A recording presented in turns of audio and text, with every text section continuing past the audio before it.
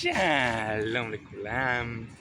אז היום בפינתנו חוזרים לעדכן בנוגע לקומפוסט, ואנחנו עכשיו נראה את מצבנו. כבר חשפתי לנו אותו כאן. מבחינת טמפרטורה אנחנו עדיין נמצאים בטמפרטורה חמה. חשוב לציין שאנחנו גם הוספנו פה עוד כמה חומרים, אני ועוד כמה ילדים חמודים.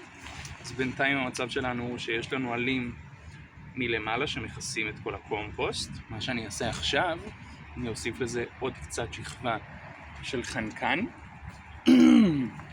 שתהיה קצת עשירה.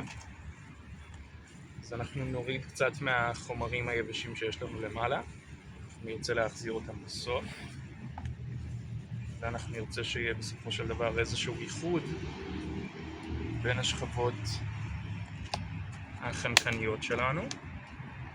אז אנחנו נוסיף פה קפה, שתמיד יהיה מצוין. כל מה שקשור כרגע לנייר ולהדרים אני לא אשים, כי אנחנו כרגע מגיעים לשכבות העליונות.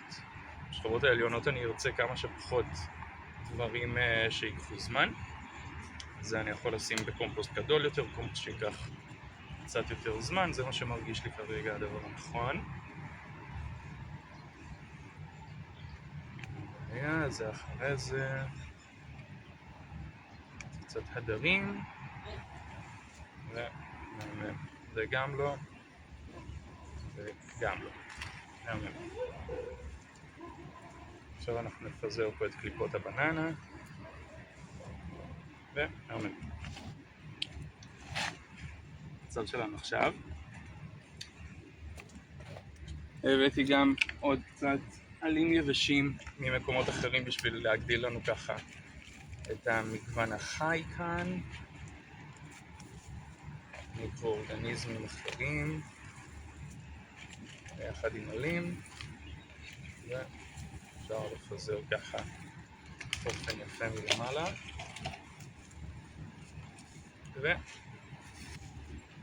ונסיים ונחזיר עם מה שכבר היה.